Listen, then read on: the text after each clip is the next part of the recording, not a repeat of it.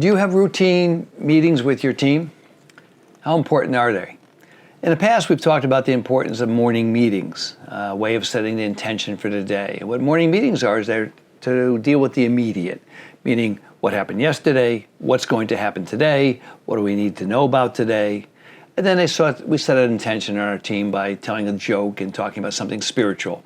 They're about 15 minutes, maybe 10 minutes, but they set the intention for the day, and we leave there with almost like a cheer. We put our hands together and go, be the gift, or let's be great today, or something like that. And then we go out through our day. And those are done daily. And if you're not doing morning meetings, I'd recommend you listen to my blog on morning meetings or someone else's and put them together. But what about yearly meetings or quarterly meetings? How often does a team get together, entire team, for a quarterly meeting? In our practice, we have about 23, 24 people, and today we had our quarterly meeting. And our quarterly meeting started at 8 o'clock in the morning and it went to 9:30. Sometimes it runs a little bit later, but we schedule an hour and a half with the whole team together during the workday. All of our team are paid to be at that meeting, so it's not a volunteer to be there. We had breakfast. Today, two of our staff members made breakfast. One made a beautiful French toast, and someone made some eggs.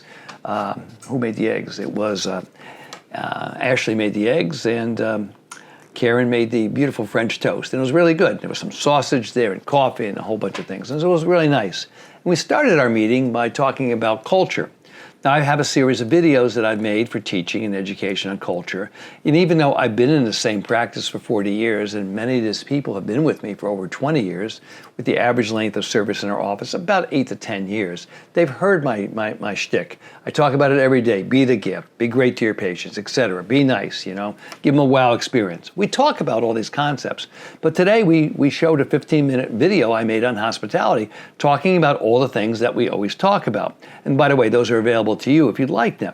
And we have a workbook that comes out with them. So I showed the 15-minute video, and what that video did was it set the stage for providing excellent customer service.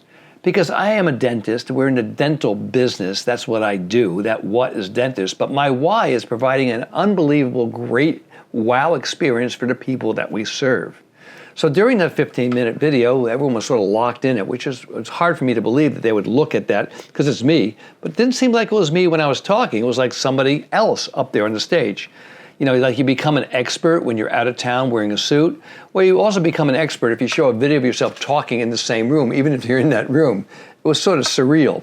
But at the end of that video, what I did was I had everybody go around the room and tell me what's one wow experience we give to our patients. What's something unique that we do that doesn't happen anywhere else?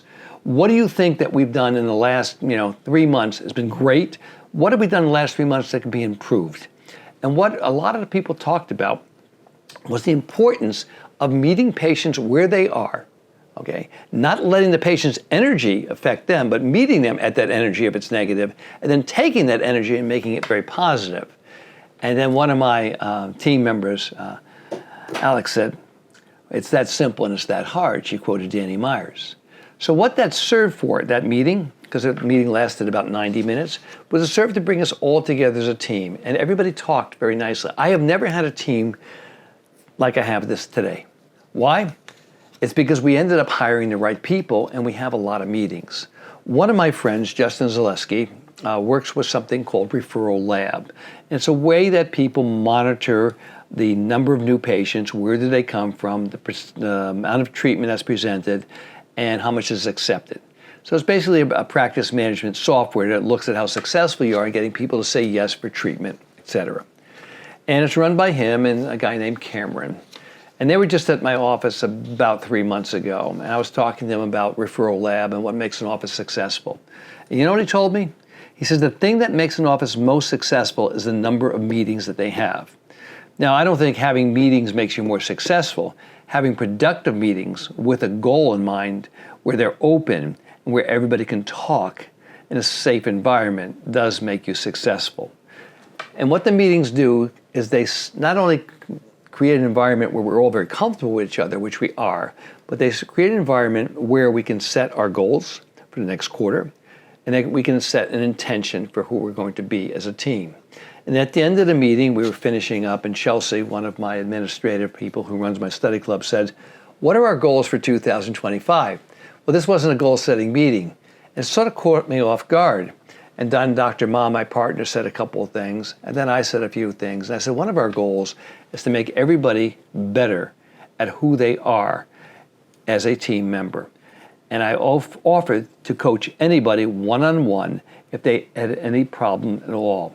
And I said, one thing that my team does wrong is they think I'm too busy. And one of the things that a busy person frequently gets is not enough attention, and we don't get to see the problems because people think that they're bothering us. It's just the opposite. And I said, please tell me anything that you think is not going well. I said, because I'm not going to focus on the problem, I'm going to focus on a solution. And that little conversation alone was worth that 90 minutes with the meeting today. And I turned to Chelsea after the meeting, I go, was that okay? She goes, this is exactly what I wanted to hear because I always want to be better and better and better. And Chelsea's been with me for, I think, about 4 or 5 years. I'm not sure how many years now. She now runs our study club. We hired her. She worked in retail in Macy's, and she's phenomenal because she's great at customer service. And that's why she was hired, because she was great with people. And during that meeting, that quarterly meeting, I make sure that every teammate knows how valuable they are for us. Jason, our newest employee, runs the lab. He loves running the lab. We hired him as a laboratory technician because he came from Scripps out in California and he ran a big lab out there. And this lab is the neatest room in our office, and that's where all the bloody stuff goes. And all the instruments are. It's always spick and span. He does a beautiful job. So Jason, if you're listening, thank you. And thank my whole entire team. The meetings are important to acknowledge the most important people in your office, and it's your team. So it's a team building exercise. So if you're not having quarterly meetings or daily meetings or yearly meetings, try to work them in. I know you think it's a waste of time. You're not going to get, you're not going to be making any money that hour, but it's just the opposite. The more time you spend building a better team, when the crisis is hit, you're ready to go. So thank you, everybody. And remember, if you give meetings to your team, you'll be giving a gift to your patients and to anybody else in your life. Have a great day, everybody.